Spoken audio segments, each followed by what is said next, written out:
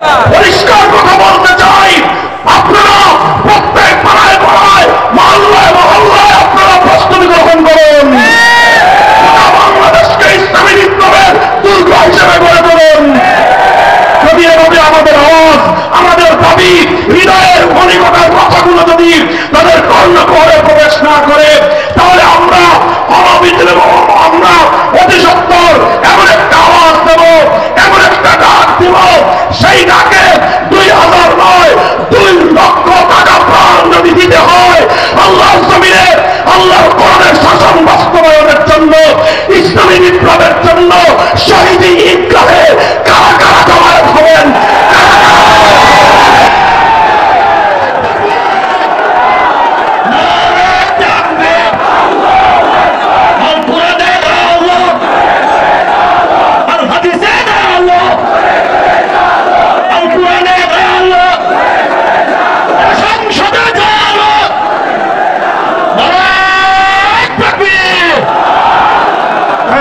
কথাগুলি কি শুধু কথার কথা না শপথ? বলেন শপথ, অঙ্গীকার কার সাথে? বলেন কার সাথে? আল্লাহ অঙ্গীকার দেখছেন কি? বিশ্বাস আপনাদের আল্লাহ দেখছেন কি দেখেন নাই? শুনছেন কি শুনেন নাই? অঙ্গীকার রক্ষা করবেন কি করবেন না, এটা আমার আপনার যার যার খোদার সাথে সে বুঝবেন ইনশাআল্লাহ। কথা বলেন ঠিক না বেঠিক? ইনশাআল্লাহ আগামীর বাংলাদেশ হবে ইসলামের বাংলাদেশ। কথা বলেন ঠিক না বেঠিক? এর পরবর্তী বিপ্লব হবে ইসলামের বিপ্লব। আল্লাহর আইনের বাইরে মানুষের বানানো আইন, এটা হলো ব্রিটিশের বানানো আইনের দ্বারা বিচার করবে। কথা বলেন ঠিক না বেঠিক? তাহলে আল্লাহর কোরআন বলতেছে, এবার আপনারা বুঝে শুনে বুঝেন, ভালো করে কথা বুঝেন। আল্লাহর কোরআন বলতেছে যে আল্লাযীনা ইয়াজুমুনা আন্নাহুম আমানু বিমা উনজিলা ইলাইকা ওয়া মা উনজিলা মিন ক্বাবলিক ইউরিদুনা আন ইয়াতাহাকামু ইলা আত-তাগুতি ওয়া ক্বাদ উমিরু আন ইয়াকফুরু বিহি।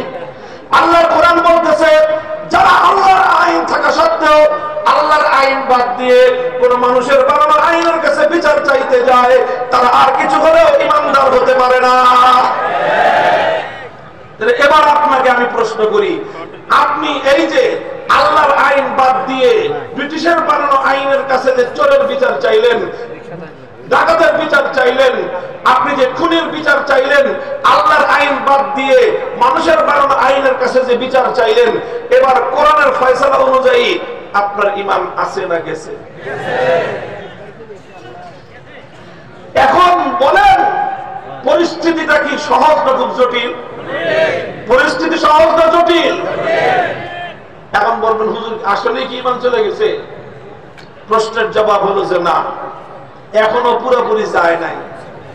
ঈমান পুরোপুরি যায় নাই। ঈমান একটুর জন্য ঝুলে আছে। কি আছে? ঈমান একটুর জন্য ঝুলে আছে, ঝুলন্ত আছে। ঈমানটা কি করে নাই? যায় নাই। কেন যায় নাই? একটা কারণে যায় নাই। সেই কারণটা হলো যে আপনি খুশিতে, আপনি হাসতে খেলতে মনের আগ্রহ নিয়ে আল্লাহর আইনকে উপেক্ষা করার জন্য মানুষের বানানো আইনের কাছে আপনি যান নাই।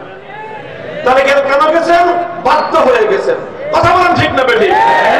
আমরা এই যে তাগুতি বিচার ব্যবস্থার কাছে যে গেলাম, তাগুতি আইনের কাছে যে বিচার চাইলাম, এটা ইচ্ছায় চাইলাম না বাধ্য হয়ে চাইলাম? বাধ্য হয়ে চেয়েছে। যারা যারা বাধ্য হয়ে গায়রুল্লাহর আইনের কাছে বিচার চায়, যারা বাধ্য হয়ে তাগুতি বিচার চায়, তাদের ঈমানটা কোন রকম আছে। আর যারা বাধ্য না হয়ে মনের সন্তুষ্ট চিত্তে গায়রুল্লাহর বানানো আইনের কাছে বিচার চাইতে যায়, কোরআনের স্পষ্ট ফয়সালা অনুযায়ী তারা বেঈমান। এখন আপনি যে বাধ্য হয়ে গেলেন, এই বাধ্য হয়ে আপনার দাদায় গেছিল, বাধ্য হয়ে আপনার বাবায় গেছিল, বাধ্য হয়ে আপনি গেছেন, বাধ্য হয়ে আপনার ছেলে যাবে, তারপরে বাধ্য হয়ে আপনার নাতি যাবে। প্রশ্ন হলো আপনার দাদার যুগ থেকে আপনার নাতির যুগ পর্যন্ত কতকাল আর আপনারা বাধ্য থাকবেন?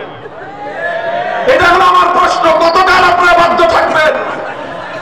বাধ্য থাকতে চান না স্বাধীন হতে চান? কথাটা হলো এই জায়গায়, বাধ্য হলে তো অনেক কিছুই মানুষের জন্য বৈধ হয়। একজন মানুষ যখন জীবন বাঁচানোর জন্য বাধ্য হয়ে যায়, তার জন্য হারাম খাদ্য খাওয়া জায়েজ। কথা বলেন ঠিক না বেঠিক? যখন মানুষ জীবন বাঁচানোর জন্য কোনো খাদ্য না পায়, মরা গরুর গোশত খাওয়া জায়েজ। জীবন বাঁচানোর জন্য কোনো খাদ্য না পায়, তখন তার জন্য কুত্তার গোশত খাওয়া। জীবন বাঁচানোর জন্য কোনো উপায় নাই, তখন শুয়োরের গোশত খাওয়া।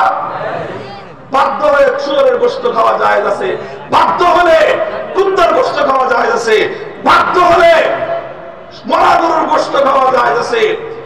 কিন্তু কামটা খুব ভালো কাম।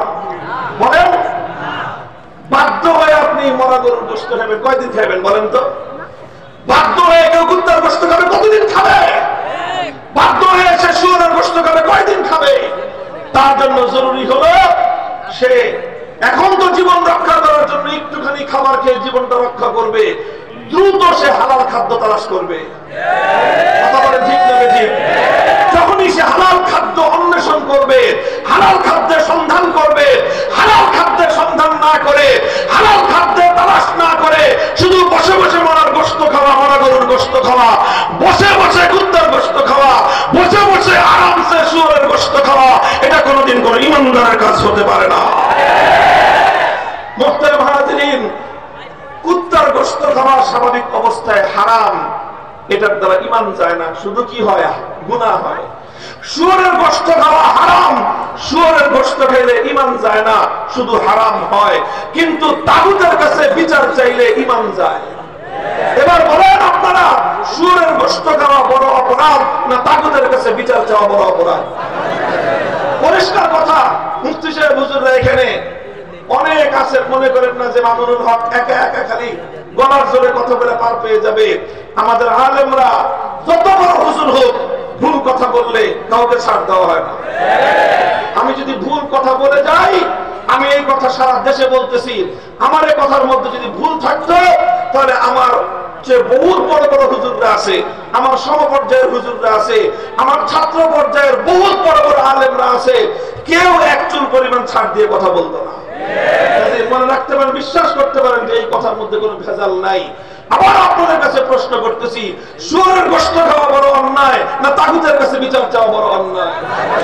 তাহলে শুয়োরের গোশত খেয়ে বাধ্য হলে শুয়োরের গোশত খাওয়া জায়েজ, কিন্তু কেউ তো বছরের পর বছর শুয়োরের গোশত খাবে না। কথা বলেন ঠিক না বেঠিক? সে নিজের জীবনকে রক্ষা করার জন্য শুকরের গোশত বাদ দিয়ে হালাল খাদ্য সন্ধান করবে, কুকুরের গোশত বাদ দিয়ে হালাল খাদ্য সন্ধান করবে, মরা গরুর গোশত বাদ দিয়ে হালাল খাদ্য সন্ধান করবে। ঠিক তদ্রুপ বাধ্য হয়ে তাগুতের কাছে বিচার চাইলেন, কিন্তু আল্লাহর আইন অনুযায়ী বিচার ব্যবস্থা প্রতিষ্ঠার জন্য সন্ধান চালানো, অনুসন্ধান করা, চেষ্টা করা আপনার এবং আমার জন্য ফরজ ছিল কি ছিল না?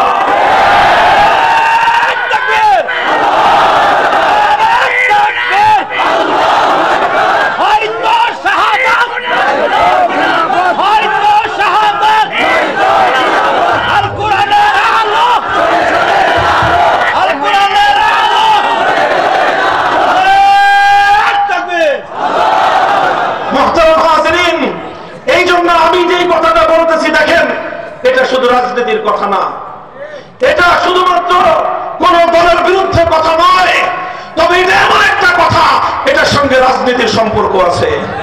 এটা এমন একটা কথা, এটার সঙ্গে রাষ্ট্র ব্যবস্থার সম্পর্ক আছে। আমার এই কথা এমন একটা কথা, এটার সঙ্গে প্রশাসনের সম্পর্ক আছে। এটা এমন একটা কথা, এর সঙ্গে বিচার ব্যবস্থার সম্পর্ক আছে। আর এই কথা যখন আমি বলতে যাব, তাগুতি বিচার ব্যবস্থা, তাগুতি শাসন ব্যবস্থা, তাগুতি রাজনীতির ধারাধারীরা তখনই আমাদের পথে বাধা হয়ে দেওয়ার চেষ্টা করে। মুহতারাম হাজিরিন, আমরা এই অবস্থা থেকে মুক্তি চাই। কথা বলেন ঠিক না বেঠিক?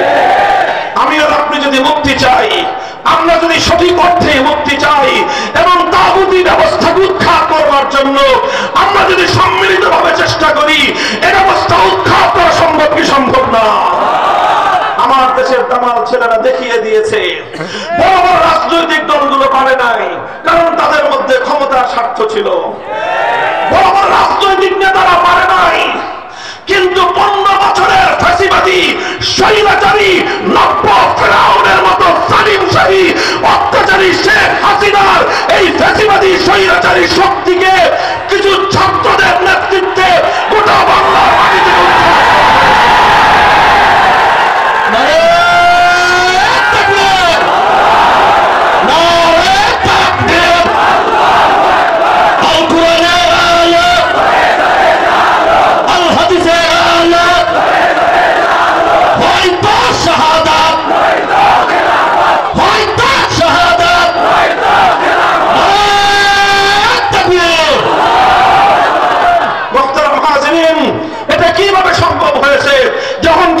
সিদ্ধান্ত নিয়েছে প্রয়োজনে জীবন দিব, আর অন্যায়ের সামনে মাথা নোয়াবো না। কিছু মানুষ সিদ্ধান্ত নিয়েছিল লড়াই করব, আর ফ্যাসিবাদী শক্তির সামনে মাথা নত করব না। কিছু মানুষ সিদ্ধান্ত নিয়েছিল বুক পেতে দিলাম, গুলি কর, কিন্তু জালেমকে আর প্রশ্রয় দিব না। কিছু মানুষ সিদ্ধান্ত নিয়েছিল জীবন দিতে হলে জীবন দিব, শহীদ হতে হলে শহীদ হব। অল্প কয়েকটা ছাত্র দামাল ছেলেরা যখন জীবন দেওয়ার জন্য রাস্তায় নেমেছে, হয়তো 2000 দামাল যুবকের রক্তে আমার মাতৃভূমি রঞ্জিত হয়েছে, কিন্তু 15 বছরের স্বৈরাচারী ফ্যাসিবাদী সরকার বাংলার জমিন থেকে, বাংলার মানচিত্র থেকে উৎখাত হয়ে গেছে।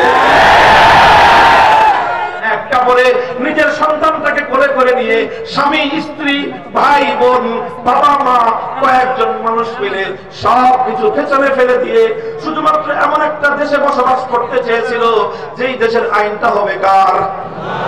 পথের মধ্যে এমন অসংখ্য ঘটনা ঘটেছে, মায়ের কোল থেকে তার সন্তানকে কেড়ে নেওয়া হয়েছে, মা আত্মচিৎকার করে সন্তানের জন্য আহাজারি করেছে, কিন্তু মা তার পথ চলা থামিয়ে দেয় নাই। সন্তানের মায়া ত্যাগ করে আল্লাহর কোরআনের আইনের দ্বারা শাসিত হওয়ার জন্য সে মুসলমানদের ভূমিতে হিজরত করেছে। হাজার হাজার নয়, লক্ষ লক্ষ মানুষ এই পাক ভারত উপমহাদেশে শুধুমাত্র আল্লাহর কোরআনের আইন দ্বারা শাসিত হবে এমন একটা দেশের জন্য তারা বহু ত্যাগ আর কোরবানি স্বীকার করেছিল।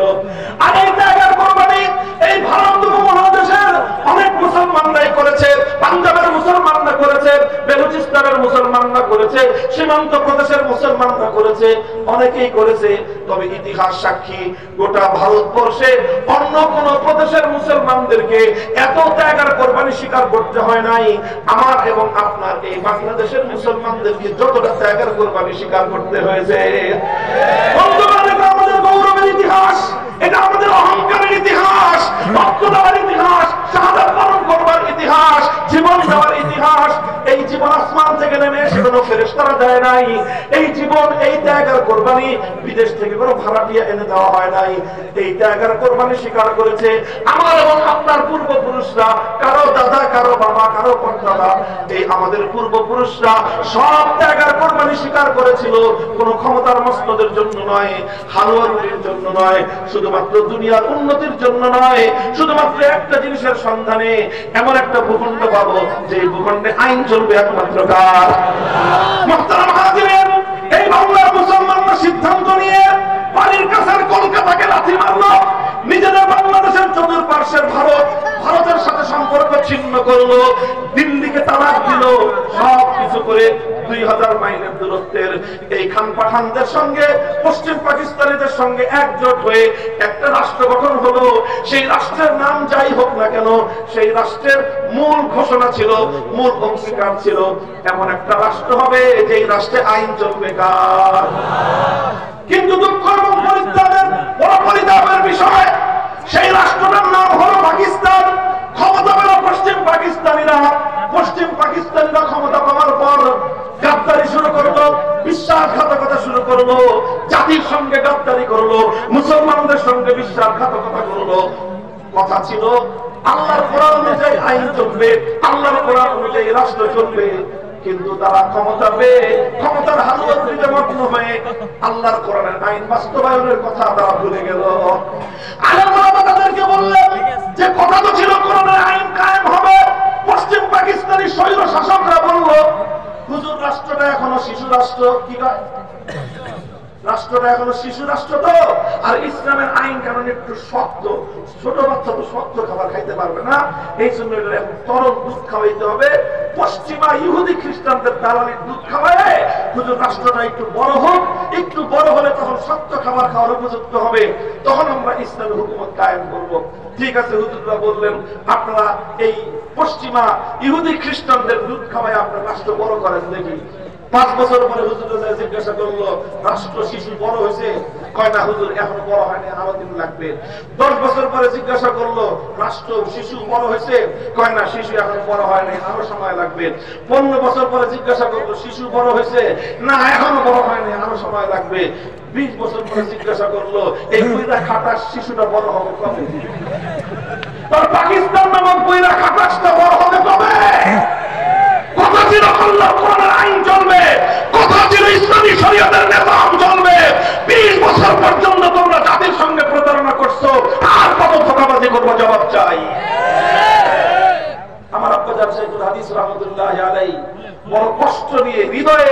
রক্তক্ষরণ নিয়ে একটা কৌতুক করে কথা বলতেন, যেই পোলা 24 বছরেও বালক হয় না, সাবালক হয় না, ওটা 90 বছরেও হবে না।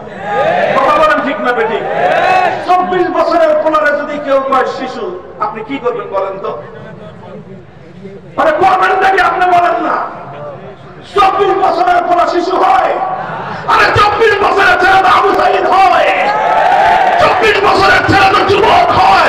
যুদ্ধের ময়দানে গিয়ে সালেমের সামনে বুক পেতে দিয়ে বুলেটকে বরণ করে জাতিকে মুক্তি করার জন্য, জাতিকে স্বাধীন করার জন্য জীবন দেয়, রক্ত দেয়।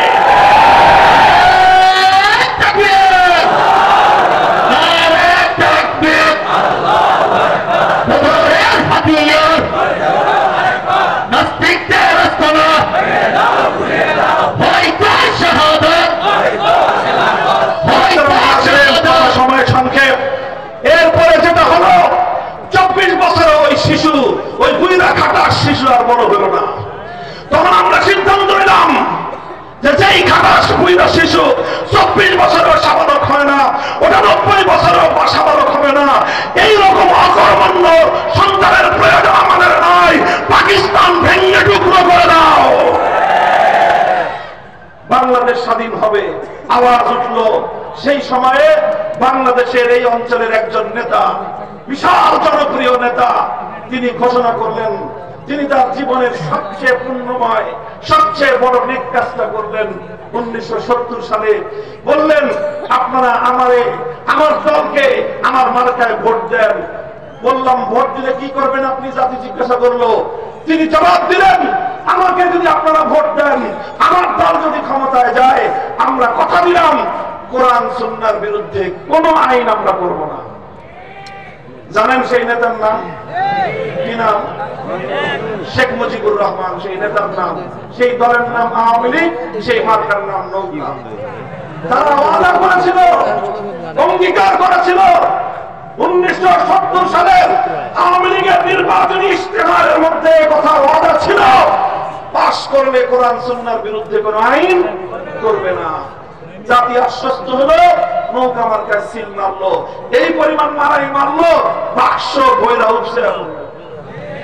নিরঙ্কুশ সংখ্যাগরিষ্ঠতা পাইল পাকিস্তানে।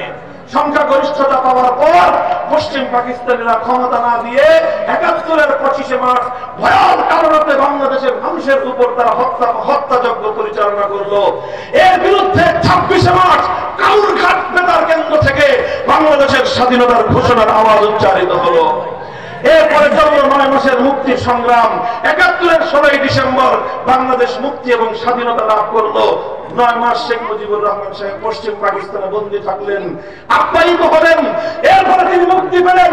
মুক্তি পেয়ে সোজা চলে গেলেন লন্ডনে। লন্ডন থেকে বাংলাদেশে না এসে তার বিমান ল্যান্ড করলো নয়াদিল্লি। এগুলো সব বানানো কথা না মনোভাবের। বাংলাদেশের স্বাধীনতার যিনি নেতৃত্ব দিলেন বলে দাবি করেন, স্বাধীনতা যাদের নির্বাচনের ফলাফলকে কেন্দ্র করে স্বাধীনতা আসলো, সেই নেতা নির্বাচিত, সেই মুক্তি পাওয়ার পর, স্বাধীনতা অর্জিত হওয়ার পর প্রথমে দেশে না এসে নয়াদিল্লিতে তিনি হাজিরা দিলেন। শ্রীমতী ইন্দিরা গান্ধী তৎকালীন ভারতের প্রধানমন্ত্রী, তিনি সেই নেতার বাম পকেটের মধ্যে একটা কাগজ ঢুকিয়ে দিলেন, বলে লেখা দিছি এমনি চলবি। সেই লেখার মধ্যে, আরে ভাই এটা দুঃখের কথা, কলিজা দিয়ে রক্ত দিয়ে কথা, এগুলা বড় হৃদয় বিদারক কথা আমাদের। এগুলো কিভাবে আমার এবং আপনার বিজয়কে বারবার ছিনতাই করা হয়েছে, কিভাবে আমাদের পূর্বপুরুষদের রক্তের সঙ্গে গাদ্দারি করা হয়েছে। ইতিহাস জানবার অধিকার, পূর্ব অধিকার আমাদের আছে। তিনি একটা কাগজের মধ্যে প্রেসক্রিপশন লিখে দিলেন। সেই প্রেসক্রিপশন হলো ভারত রাষ্ট্রের যে সংবিধানের মূলনীতিগুলো, সেই ভারতের সংবিধানের মূলনীতির আলোকে বাংলাদেশের সংবিধান করতে হবে। এইভাবে ভারতের মূলনীতির আলোকে জাতীয়তাবাদ, ধর্মনিরপেক্ষতাবাদ, গণতন্ত্র, সমাজতন্ত্র, চার মূলনীতি দিয়ে তিনি পাঠিয়ে দিলেন। আর শেখ মুজিবুর রহমান সাহেব এসে ৭২ সালে সেই ভারত মাতার চরণ তলে বাংলাদেশকে চিরস্থায়ী বলি দেওয়ার ব্যবস্থা করে তিনি ভারতের দালালির একটা সংবিধান তৈরি করলেন। বলতে কোনো দ্বিধা নাই, ইতস্তত নাই। এটা শুধু আজকে বলছি না, এই কথা আমি আজ 15 বছর 20 বছর ধরে বলে যাচ্ছি। এরপরে যেই কথাটা হলো, যেই কাজ তিনি 70 নির্বাচনের সময় জাতির সঙ্গে অঙ্গীকার করেছিলেন, কোরআন সুন্নাহ বিরোধী কোনো আইন করবেন না, যার ভালো যেটা ভালোটাকে ভালো বলতে হবে। কথা বলেন ঠিক না বেঠিক? তিনি 70 সালে আমি বলেছি জীবনের সবচেয়ে বড় পাপ পুণ্যের কাজ করেছিলেন, সবচেয়ে বড় নেকির কাজ তিনি করেছিলেন, ঘোষণা দিয়েছিলেন কোরআন সুন্নাহর বিরুদ্ধে কোনো আইন করবেন না। কিন্তু দুর্ভাগ্যজনক ভাবে যেটা হলো, 72 সালে যেই সংবিধান রচিত হলো, সেই সংবিধানের মাধ্যমে কিছুদিন পরে আইন করে কোরআন সুন্নাহ বিরোধী আইন করবেন না তো দূরের কথা, বাংলাদেশে যেন কোরআন সুন্নাহর আইন বাস্তবায়িত হইতে না পারে সেই জন্য তিনি আইন করে ইসলামী রাজনীতি নিষিদ্ধ করলেন। তিনি ইসলামী আইন বাস্তবায়ন হওয়ার সমস্ত রাস্তা বন্ধ করে দিলেন। তিনি ধর্ম নিরপেক্ষতা নামক কুফরি মতবাদ সংবিধানে অন্তর্ভুক্ত করে দিয়ে বাংলাদেশকে তাগুতি শাসনের অধীনে চিরস্থায়ী বন্দোবস্ত করে গোটা জাতির সঙ্গে গাদ্দারি আর বিশ্বাসঘাতকতা করলেন। এটা রাজনৈতিক বিশ্লেষণ, ইসলামের দৃষ্টিতে বিশ্লেষণ। 1970-এর ঘোষণাটা যদি হয়ে থাকে শেখ মুজিবুর রহমান সাহেবের সবচেয়ে বড় পুণ্যের কাজ, তাহলে 72-এর সংবিধান তৈরি করা ছিল তার জীবনের সবচেয়ে বড় পাপের কাজ। এরপরে তিনি এই পাপের প্রায়শ্চিত্ত করলেন 75-এর 15ই আগস্ট। এরপর থেকে যা হওয়ার হলো, বাংলাদেশে অনেক পরিবর্তন আসলো, অনেকে ইসলামের নাম নিয়ে ক্ষমতায় আসলো, অনেকে ইসলামের নাম নিয়ে এদিক সেদিক অনেক কিছুই করলো, সামান্য সামান্য কিছু করা হলো।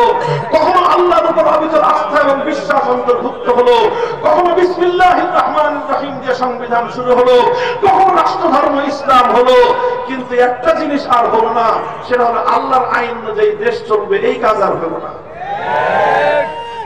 যতটুকু হয়েছিল এক কদম আগাইছে, এই 2008 সালে ক্ষমতায় এসে ফ্যাসিবাদী শেখ হাসিনা 2 কদম আবার পিছিয়ে গেছে। সংবিধান থেকে আল্লাহর উপর অবিচল আস্থা এবং বিশ্বাস মুছে ফেলে আবার সেই ভারত মাতার চলন্তরে পরিণত দাসত্ব, এই শেকল পরা জিঞ্জির, এই গোলামীর জিঞ্জিরের কথা, ধর্ম নিরপেক্ষতা আবার পুনর্বহাল করে বাংলাদেশকে ভারতের করদরাজ্যে পরিণত করেছে। আমার কথা শেষ। এখন আমি আপনাদের কাছে 2টা আহ্বান জানাবো। 1 নম্বর আহ্বান, এতদিন তো আমরাই শুধু চিৎকার করতাম ভারতের বিরুদ্ধে, আমরা আলাপালাই বলতাম ভারতের আধিপত্য আমরা মানি না, ভারতের আধিপত্য মানি না বলেই 1905 সালে আমরা বঙ্গভঙ্গ করে কলকাতার এই শৃঙ্খলা আমরা ভেঙেছিলাম। ভারতের আধিপত্য মানব না বলেই 1947 সালে দিল্লিকে আমরা তালাক দিয়েছিলাম।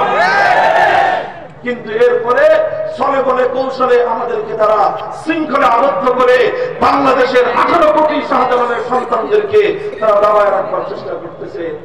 আমরা প্রতিবাদ করতাম, অন্যরা করতো না। এখন তো মাশাআল্লাহ অন্তর্বর্তীকালীন সরকার সহ সব রাজনৈতিক দল একই কথা বলে। আমাদের এই ত্রিপুরা, আমাদের যে আগরতলার আজকে হাই কমিশনার, এই উপ হাই কমিশনে হামলা চালায়, বাংলাদেশের লাল সবুজের পতাকা তারা পুড়িয়ে দিয়ে বাংলাদেশকে তাদের অঙ্গরাজ্যে পরিণত করবার পায় তারা করেছে। গোটা বাংলাদেশ সকল রাজনৈতিক দল, সমস্ত ধর্মাবলম্বী, হিন্দু, বৌদ্ধ, খ্রিস্টান, মুসলমান সব ঐক্যবদ্ধ হয়েছে যে ভারতীয় আধিপত্যবাদ থেকে বাংলাদেশকে মুক্ত রাখতে হবে। কথা বলেন ঠিক না ঠিক? আমার এই ক্ষেত্রে কথা হবে এই, ডক্টর ইউনূস সাহেব, প্রফেসর ইউনূস সাহেব, সমস্ত রাজনৈতিক দলেরা আপনারা ভালো কথা বলতেছেন, কিন্তু মনে রাখেন 20 বৃক্ষের গোড়ায় পানি ঢেলে ডাল ছাড়লে সেই গাছ কোনদিন শেষ হবে না। কথা বলেন ঠিক না ঠিক? 20 বৃক্ষকে যদি মারতে হয়, ধ্বংস করতে হয়, শেকড় শুদ্ধ উপরে ফেলতে হবে। বাংলাদেশে ভারতের আধিপত্যবাদের শেকড় হলো আমার সংবিধানের ধর্ম নিরপেক্ষ মতবাদ। আমি চ্যালেঞ্জ করে বলবো 1971-এর মুক্তিযুদ্ধের সময়ে, মুক্তিযুদ্ধের আগ পর্যন্ত বাংলাদেশে কোন আওয়ামী লীগের নেতা, কোন নেত্রী, বাংলাদেশের কোন রাজনৈতিক নেতা কোনদিনও বাংলাদেশে ধর্ম নিরপেক্ষতার কথা বলে নাই। এটা 72 সালে ভারত থেকে আমদানি করা হয়েছে। যতক্ষণ পর্যন্ত ভারতের আমদানিকৃত এই পচা মাল বাংলাদেশ থেকে আবার ভারতে পাচার না করা হবে, ততদিন বাংলাদেশ ভারতীয় আধিপত্যবাদ থেকে মুক্তি পাবে না। এজন্য এবার একটাই আওয়াজ, বাংলার সংবিধান থেকে ধর্ম নিরপেক্ষতা নামক করি মতবাদ বাংলাদেশ থেকে পাচার করে দিল্লিতে পাঠিয়ে দাও, দিল্লিতে পাঠিয়ে দাও।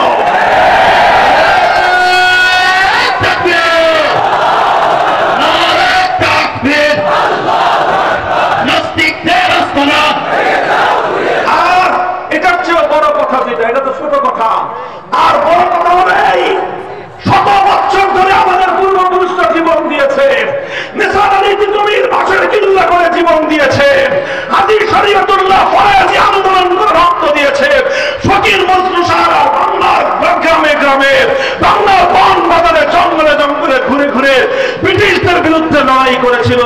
উদ্দেশ্য ছিল একটা রাষ্ট্র পাবো, একটা ভূখণ্ড পাবো, যেই ভূখণ্ডে আইন চলবে কার। অনেক রক্ত দিয়েছে আমাদের পূর্বপুরুষরা, সব বৃথা গেছে তা নয়, সেই রক্ত থেকেই জন্ম নিয়েছে আবু সাঈদরা, সেই রক্ত থেকেই জন্ম নিয়েছে জুলাই এবং আগস্টের বিপ্লবীরা। কথা বলেন ঠিক না বেঠিক? কেউ বলতে পারেন যে আগস্টের বিপ্লব কি ইসলামের জন্য হয়েছে? আমি বলবো যে না, ইসলামের জন্য হয় নাই, তবে আবার পুরোটাই যে ইসলামের বাইরে তাও না।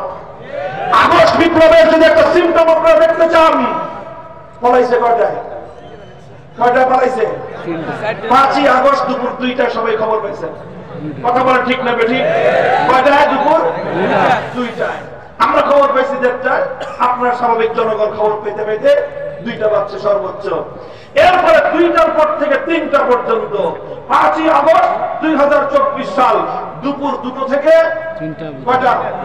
1 ঘন্টার বাংলাদেশ। একটু চিন্তা করেন তো, গোটা বাংলাদেশ টেকনাফ থেকে তেতুলিয়া, কোন নেতাকে নেতৃত্ব দিতে হয় নাই, কোন আলেমকে চিৎকার করে ডাক দিতে হয় নাই। গোটা বাংলাদেশের টেকনাফ থেকে তেতুলিয়া ভাস্কর্য নামক মুসলিম জনপদের একটা মূর্তিও আসত নয়, ভেঙে গুড়িয়ে দেওয়া হয়েছে।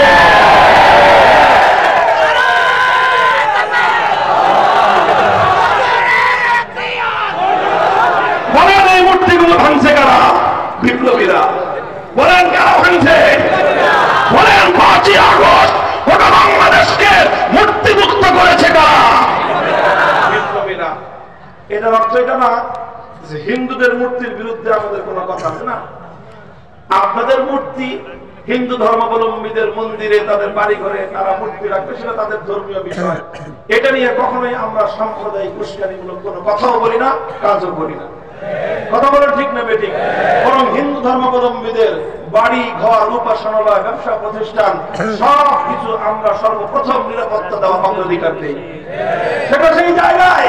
কিন্তু মুসলমানদের জাতীয় জনপদে, মুসলমানদের জাতীয় স্থাপনায় এভাবে দেব দেবতার মূর্তি বানায়, বাপের মূর্তি বানায়, দাদার মূর্তি বানায়, দেশটাকে এভাবে শিরকি কালচার দিয়ে ভর্তি করে ফেলা হবে, এদেশের মুসলমান সেটা ভালো চোখে দেখে নাই। সুযোগ পাওয়ার প্রথম মুহূর্তের জন্য বাংলাদেশ মূর্তি মুক্ত হয়েছে। এ থেকে বোঝা যায় 5ই আগস্টের বিপ্লব ইসলামের সূর্যোদয় না হলেও এটা ইসলামী বিপ্লবের সূর্যোদয়ের আগের সুবহে সাদিক ছিল। সুবহে সাদিক বার্তা দেয় যে কিছুক্ষণ পরে, ঘন্টাখানেক পরে সূর্যের উদয় ঘটবে। কথা বলেন ঠিক না বেঠিক? তাই আমরা 5ই আগস্টের বিপ্লবোত্তর এই বাংলার মাটিতে দাঁড়িয়ে স্পষ্ট ভাষায় আজ এক দাবি তুলতে চাই। এটা আমি বলছি, আমাদের এই কথা যেন কর্মকুহরে প্রবেশ করে সেইভাবেই বলছি। আমরা বাংলাদেশে এখন সংবিধান সংস্কার চলছে। কথা বলেন ঠিক না বেঠিক? সংবিধান সংস্কার কমিশনকে 15ই জানুয়ারি পর্যন্ত সময় বৃদ্ধি করে দেওয়া হয়েছে। যত সংস্কার করেন, একটা সংস্কার যেন থাকে, সেটা হলো সংবিধানের যে কোনো একটা জায়গায় থাকবে এদেশে কোরআন সুন্নাহ বিরোধী কোন আইন, কোন নীতিমালা, কোন বিধিমালা চলতে পারে না। একমত? এই কথার সঙ্গে একমত? শাহজালালের বাংলাদেশে 90% মুসলমানের এই বাংলাদেশে ইসলামী শরিয়া বিরোধী, কোরআন সুন্নাহ বিরোধী কোন আইন কার্যকর হতে পারে না। কথা বলেন ঠিক না বেঠিক? আমরা এই কথা শান্তিপ্রিয় ভাবে বলতেছি। কথা বলেন ঠিক না বেঠিক? এই কথাটা আমি খুব উত্তেজিত ভাবে বলছি, ঠান্ডা মাথায় কইছি। ঠান্ডা মাথায় বললাম, ঠান্ডা ভাবে বুঝেন। সবাইকে বলতেছি, রাষ্ট্রকেও বলতেছি, ভালোই ভালোই এই কাজটা করে দেন। কথা বলেন ঠিক না বেঠিক? এটা ইসলাম এবং মুসলমানদের শত বছরের আকাঙ্ক্ষা, শত বছরের দাবি, শত বছরের হৃদয়ের তামান্না। কথা বলেন ঠিক না বেঠিক? প্রশ্ন হলো, এইভাবে যদি স্বাভাবিকভাবে সোজা আঙ্গুলে যদি ঘি না উঠে, বলেন, সোজা আঙ্গুলে যদি ঘি না উঠে কি করবেন? এভাবে যদি কানে পানি না ঢুকে কি করবেন? পরিষ্কার কথা বলতে চাই, আপনারা প্রত্যেক পাড়ায় পাড়ায়, মহল্লায় মহল্লায় আপনারা প্রস্তুতি গ্রহণ করুন। গোটা বাংলাদেশকে ইসলামী বিপ্লবের দুর্গ হিসেবে গড়ে তুলুন। যদি এভাবে আমাদের আওয়াজ, আমাদের দাবি, হৃদয়ের মণিকোটার কথাগুলো যদি তাদের কর্ণকুহরে প্রবেশ না করে, তাহলে আমরা অনবিদ্রোহ, আমরা অতি সত্বর এমন একটা আওয়াজ দেব, এমন একটা ডাক দেব, সেই ডাকে 2000 নয় 2 লক্ষ টাকা প্রাণ যদি দিতে হয় আল্লাহর জমিনে, আল্লাহর কোরআনের শাসন বাস্তবায়নের জন্য, ইসলামী বিপ্লবের জন্য, শহীদ ঈদগাহে কারা কারা জমায়েত হবেন?